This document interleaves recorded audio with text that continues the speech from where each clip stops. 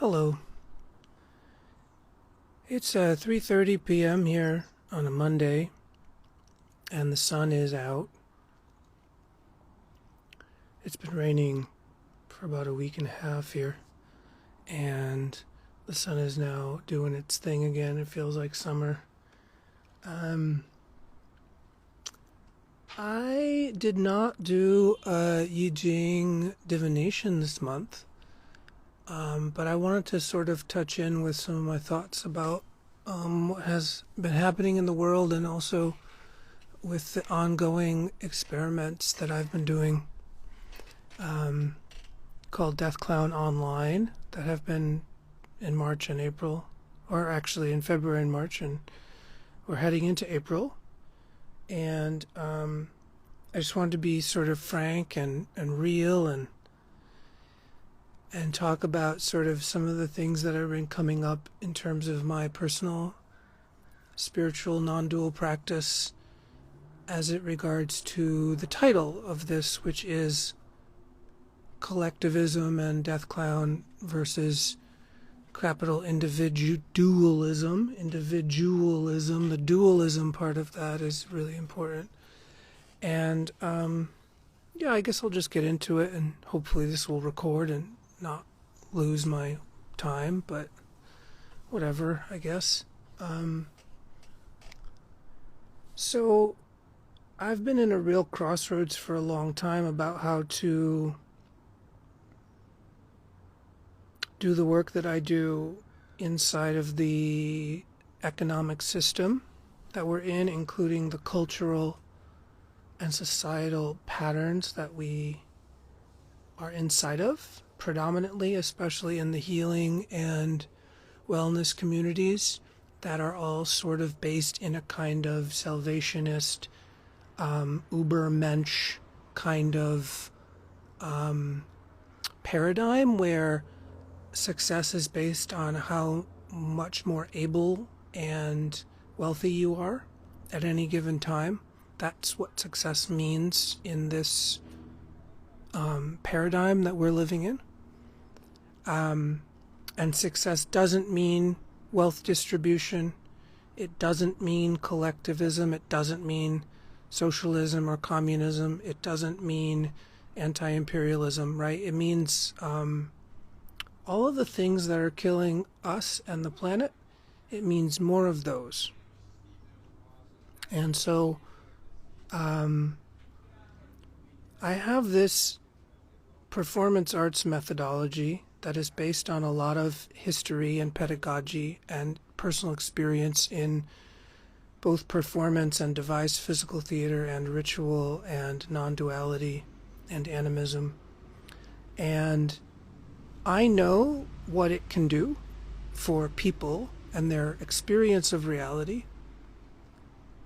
But because of the economic structures and constraints, it's very difficult for me to bring people through an in-person container that would allow them the requisite time, duration, and frequency in order to experience that change. We live in a society where people think that you can learn things from 30-second Instagram clips that will actually change your experience. But all they're doing is giving you kind of surface stimulation, and they're not really practice, and it's not really collective at all. It's not relational at all. It's about your own private little bubble of reality that you can somehow improve, and that if you did that, your life would magically change, and you'd be able to manifest wealth and power and love and all of the litany, the grocery list of things that we say that we want. And what I've learned in the work that I've done for many years, that I've struggled to learn. I'm 44 now, and I can safely say that I got somewhere, and it wasn't easy, and there was no way to predict it, but there was breadcrumbs. And those breadcrumbs led me to these methods and these pedagogical kind of ideas based in history and research and praxis that are not really new. They're quite old, actually. They're just adapted to the modern world. But what I can tell you from my own experience being a chronically ill person and a chronically poor person since birth is that self-development doesn't work without the context of a sane, healthy, collective wholeness in which you are healing yourself so that you can be a better community member and that you can put the attention off of yourself. In devised physical theater, which is a sort of umbrella of the deathclown work, right? Devised physical theater is a kind of microcosm of a collectivist societal structure in which everyone plays every role or has the potential to play every role in a sort of flexibly hierarchical setup. And that means that the actors are the writers, are the directors, are the lighting techs, are the music people, are the singers, are the dancers, are the actors, etc., etc., etc. So that everyone can play every hat to more or less the degree that they are able and willing to learn and do it. And some people play better some roles in that setup more than others, and that's fine because it would be agreed upon by whatever social agreement you've sort of discussed with each other.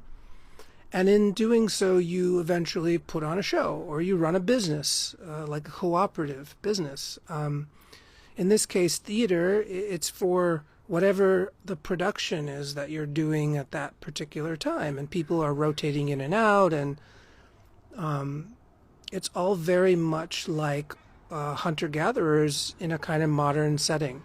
People are doing what they do. Some people are crafting, some people are hunting, some people are gathering, some people are child-rearing, and they're all kind of sharing in this grand, ongoing, day-to-day experience. And so devised physical theater is a sort of way to train collectivism and creativity simultaneously in a very flexible way. And it teaches you at the best part of itself. The best part of itself teaches you to give and to listen to your partner. And good acting is like this. It's like you put your attention on your partner and you react and you are affected by them. And you put all your attention outside of yourself. And just so everyone understands, this is also what people have discovered when they've done scientific research on prayer and group prayer, that actually the most benefit comes when you don't think about yourself and you don't pray for yourself. You actually pray for others, the group intention, and you kind of put all the attention outside of yourself after you've done enough requisite self-care that you can feel like a whole integrated being.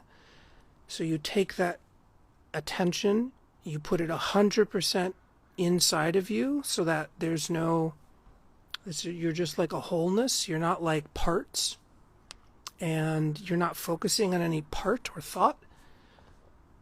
And you sort of heal yourself by doing earth meditations and other forms of energy medicine. And then once you're ready to do the group prayer, you put all the attention outside of yourself. This is mirrored in the training of a good actor, in which they do a lot of work to get ready, and that's a lot of self-work. But they're doing all that work so that when they're ready to go on stage or in the rehearsal room or whatever, then all of their attention can leave themselves and they can be natural and spontaneous even if they are performing a script. It's ingrained and it becomes natural and spontaneous. But they're putting all of their attention outside themselves.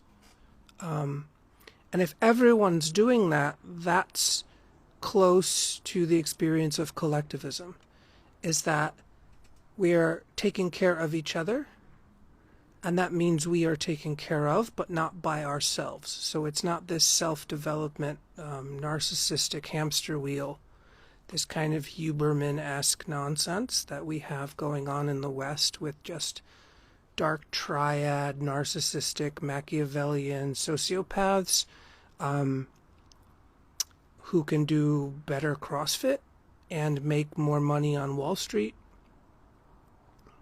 or in the tech sector in order to somehow prove that they are successful inside of a system that is highly oppressive and murderous and violent and killing brown women and children at such an alarming rate that we should all be down on our knees vomiting to God for help.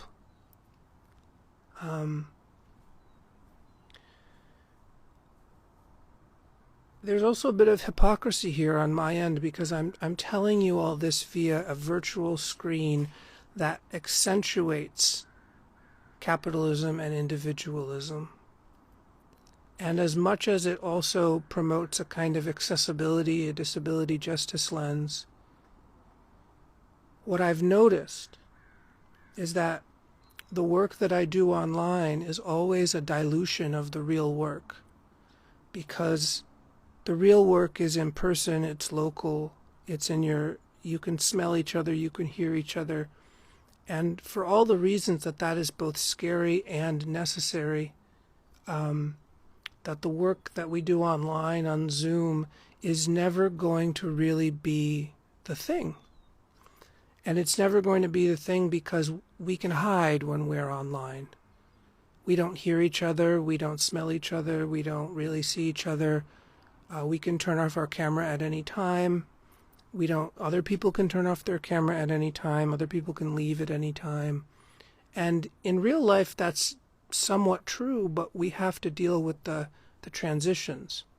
In real life, we deal with the transitions of people moving in and out of space, of babies crying, of dogs barking, of people being hungry, of just the reality of being a herd or a flock animal, a kind of social animal. Whereas online, we can pretend to be perfect androids. We can pretend to have perfect hygiene online. We can pretend to be perfectly mannered online. We can pretend to be perfectly boundaried online. We can pretend to be perfectly smart and intelligent online. And it never really quite works out, does it? Because the more that we pretend to be things that we aren't, the stupider we act, and the more awkward and the more cringy and the more hollow we feel after every interaction that we have online. And so, in a sort of idealized world, deathclown is done just like really good theater is done, together in real space and real time, where things are overlapping and moving through each other like a flock of birds, a flock of bees, a hive. So one of the things I've been really chewing on is how to continue to do the work when the work doesn't sustain an energetic flow because it's a dilution of the work online. And I feel in some way trapped by capitalism, and in some way I'm at the end of the rope, and I don't know how to move forward, and this conversation is part of me talking through how I might move forward. And I don't have any answers, and I'm not really asking for any answers from anyone. I'm just transparently and honestly talking about the actual situation. The fact that we are so anti-relational in our culture, and that we're so, let's just overuse the word some more, traumatized by everything, and we're so exhausted and malnourished, that we essentially extract from each other and from anyone who we believe is more powerful or has more resources than us, we try to extract from them, even if they don't have more resources than us, because we are in a sort of immature, childlike state of mind where we believe that other people owe us something, because we don't tax the rich. And so all of that misplaced anger at our politicians and the corporations and the wealthy millionaires and billionaires who don't deserve a dime of what they have, we are now fighting each other for scraps on the battlefield that they control. And this bleeds out in every single online interaction that we have with each other. Every comment section, every Zoom call, every Google Hangouts, every Skype call, every single thing that we try to do that is a virtual reality, there is some ghost of this demon hanging around, trying to tell us that we are somehow powerful and able to get away with things. And I speak from experience, both on the receiving end and then finding myself slipping into habits that I don't mean to slip into, but become so easy to do because of the structure that is set up. We have to understand in this country, and we don't understand it yet, that the content of our behavior is largely framed or conditioned by the structures in which we operate, economically, socially, familially, epistemically. So we are acting as if we are individuals in order to protect ourselves, but it's in fact quite the opposite thing that we have to be able to do, which is disarm ourselves in order to become collectivists again. And the deathclown method theater work that I do, the theater of precarity work, is a sort of concentrated simulacrum of the chaos of our lives and society in such a way that we could learn to play again together in all the messiness and strangeness that entails, while also having the correct ritual hygiene that would allow us to do so in ways that are practicing harm reduction. I speak a lot about this, and I can speak a lot about this in a lot of ways. One of the requests that I have from community, if there even is such a community, is that my work can adapt itself to your community. And there's so much information that I've gathered that is applicable to your particular set of circumstances in whatever community or group or project you're working on. But it's unpredictably applicable, which is to say, the only way I've figured out how to deal with it is to relate with people directly, and then the images, sensations, and messages start to arrive inside of my system because I'm listening to the field of whoever I'm listening to. And when you listen to the field or the person or the group body, a lot of dreamlike symbols can appear that are applicable to only that moment in time. But to train this way so that you're just not going off on your own fucking tangents is the hard part. So it's not as simple as pretending to do shamanic journeying to meet some kind of spirit animal. That is essentially a daydream. And I'm not talking about daydreaming. I'm not talking about fantasizing. I'm talking about dreaming. And dreaming is not fantasizing. Dreaming is actual perception. Dreaming is perceiving if you know how to do it.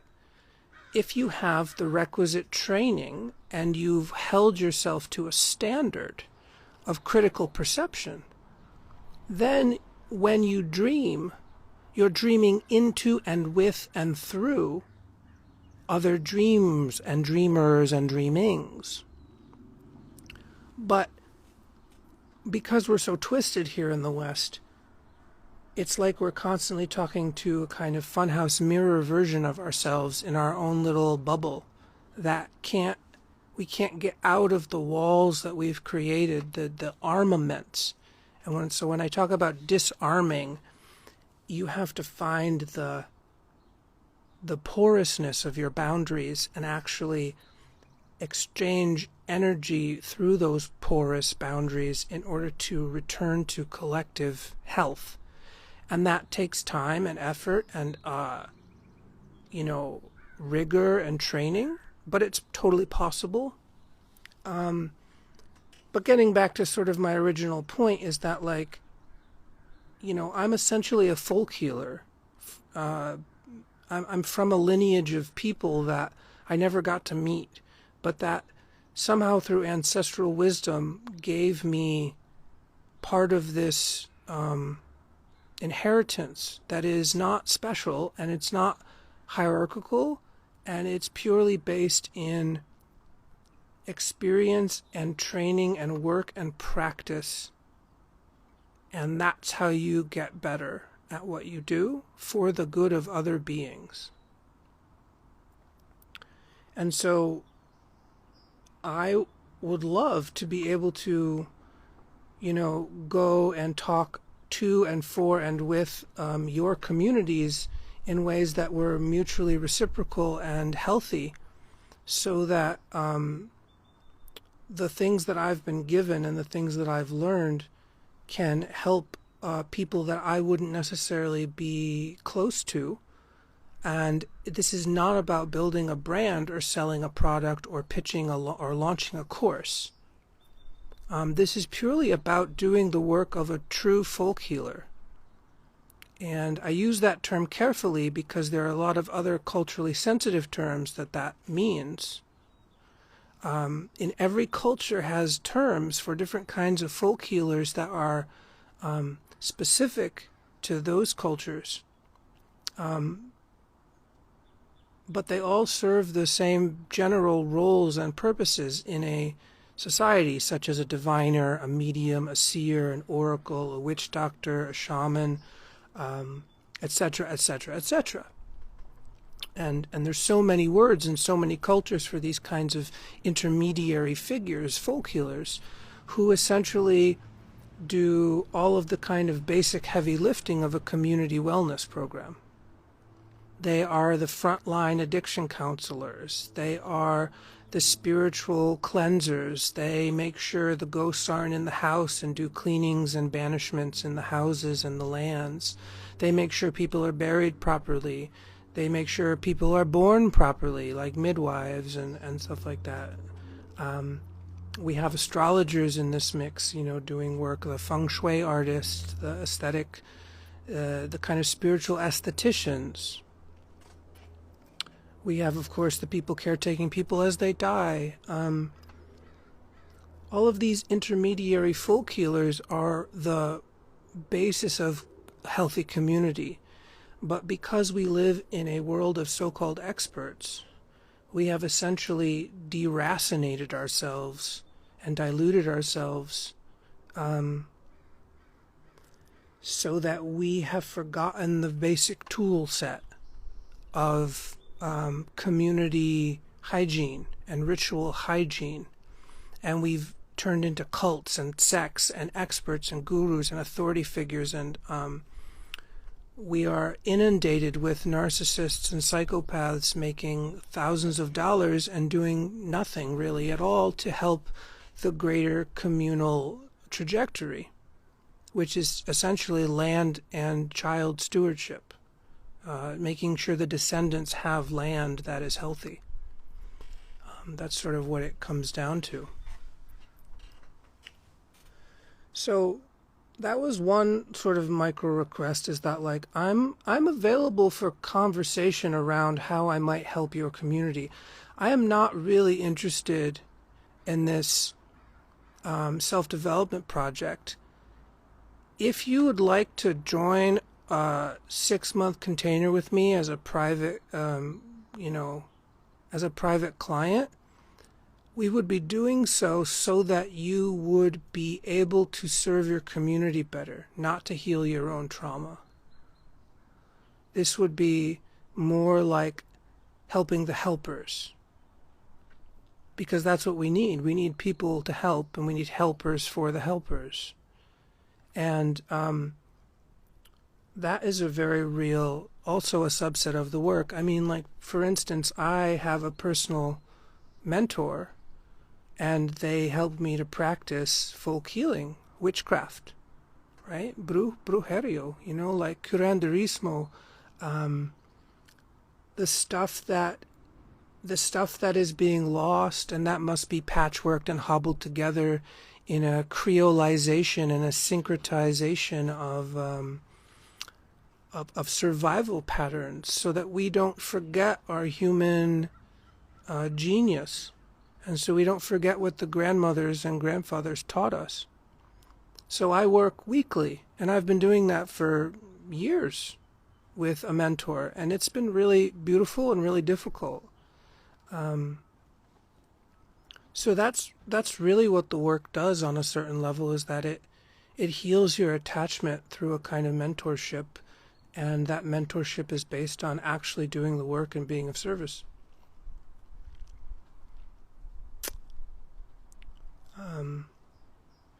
Touching briefly, I have some books I'd like to share in a second, but touching briefly on sort of like the state of affairs in terms of why online community is so vampiric and extractive, and kind of like people devolving into childlike patterns so regularly.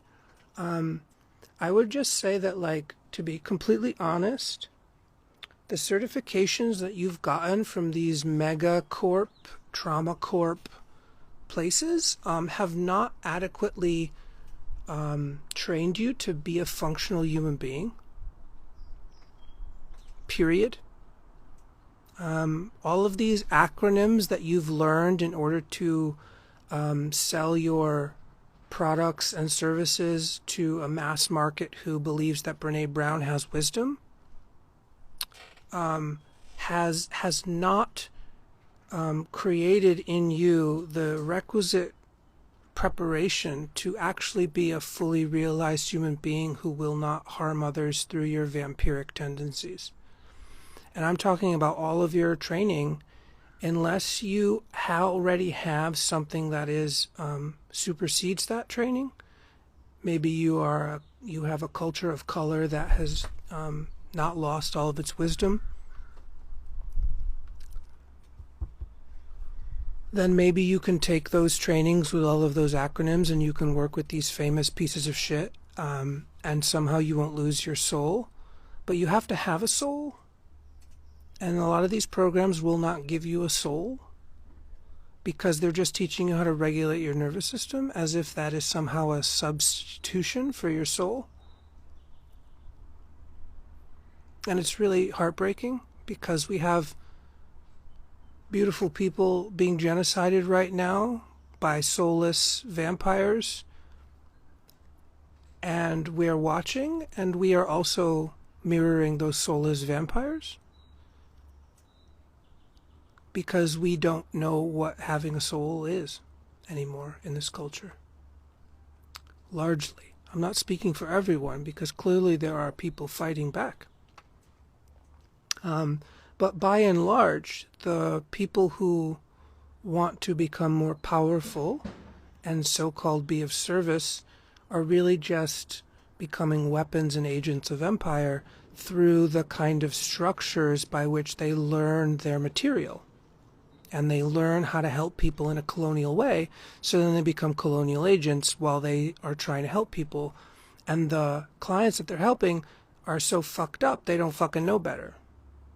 So then you harm your clients without knowing it, and everyone thinks that you're helping each other, and you're just in a circle jerk forever. And you're not creating more wisdom in the world. You're creating more vampires who weaponize talk therapy language in order to manipulate others. Cough, cough, Huberman, cough, cough. So this is all from me. I'm just a mixed-race, diasporic Puerto Rican kid who didn't get love in a good way, and I had to learn how to survive that. And I still carry with me all of those wounds and scars, and I'm still working. And I just want to show you, a bit of sort of some books that might be useful.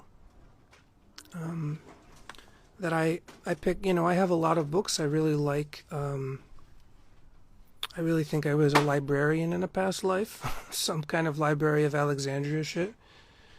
And I think that books and having knowledge be curated and sort of protected is a very important thing, because it's very rare to have access to good information that isn't misinformation or disinformation, and that's a real big topic that, would just be so much of a longer talk of how we are rewarded for selfishness and ignorance here in this culture.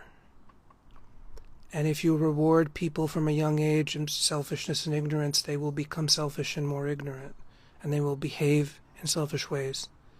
And that's what we get, because that's garbage in, that's garbage out. You know the phrase, garbage in, garbage out. So I'd like to share with you just 4 books today, and we'll wrap it up in a little bit.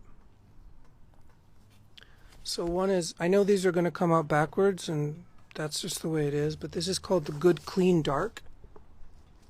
It is African American Near-Death Experiences by Dr. Lloyd A. Rudy. It's a very important book. If you study any kind of Taoism or Dzogchen, which I'll get into that in a second, you will absolutely see the common thread that those traditions are pointing us towards in these books. In this book, African American Near-Death Experiences, Good, Clean, Dark. Very powerful, very beautiful. The other book that I've been really getting into, and this has been a long time searching, it's called Espiritismo, Puerto Rican Mediumship and Magic by Hector Salva. A lot of Caribbean diasporic traditions are either shrouded in secrecy, or they're sort of secretly capitalist and kind of dominating, abusive, because that's just what happens when people have a lot of trauma, is that they become like snake oil salesmen and grifters and folk healers and evangelists, kind of, it's all mixed up together in that mess. But this book is really well done. They talk about racism. They talk about where all the different slaves and indigenous people came from, and where they went to during the course of Columbus's tyranny down there. And it also gave me a lot of nourishment in terms of when they described how the practitioners practiced. It was like a mirror coming back to me. They practiced in a non-hierarchical way with no initiations. You either had the gift or you didn't, and if you had the gift, you had to train with other people who had the gift, and then you had to give service to other people. And so you learn by working with the spirits directly. It made me understand in some way where I've come from. And it doesn't mean that I'm taking the label of it, because I'm not trained in that, but there were patterns that I noticed that were really clear to me about how I work that are in this book. So that's ancestors for you. The next book is called Spaciousness, The Radical Dzogchen of the Vajraheart. It's Long Chenpa's Precious Treasury of the Dharma Dhatu. This is a translation and commentary by a man named Keith Dowman. This is also a very good book. It's apparently quite advanced for Dzogchen, because it's essentially like a really intense poem about the nature of reality. And man, is it good. It's fucking just great, I'll read a little bit. This is random. I'll just open it up to the bookmark. So, no matter what the perception arising in this vast spaciousness, in its unremitting sameness, it is the Dharmakaya of luminous mind, disposed in the now, empty in itself, unchanging, unsublimating, as self-sprung awareness in the now, reality itself. Effortlessly, passively, It is part of the one blissful matrix. I'll just read a different one here. Here in this womb-like spaciousness, in the spontaneity of the now, samsara is all good, and while nirvana is also good. In this all-good matrix in the now, neither samsara nor nirvana exist. Appearances are all good, and while emptiness is also all good, in this all-good matrix in the now, neither appearance nor emptiness exist. Life is all good, and while good and bad feelings are also all good, in this all-good matrix neither life nor feelings exist. Whew, man, this is the real juice. Self and other are both all good, and while acceptance and rejection are also all good, in this all-good matrix no self and other, no affirmation or negation is possible. I mean, this is just the fucking heart of the mother. Just so good. That's a great book. And the last book is, this is kind of like a manual. It's a very famous book, or it's a translation of a very famous book. This is called The 112 Meditations from the Book of Divine Wisdom. It looks like this. The 112 Meditations from the Book of Divine Wisdom. The meditations from the Vijnana Bhairava Tantra, with commentary and guided practice by Lee Lyon.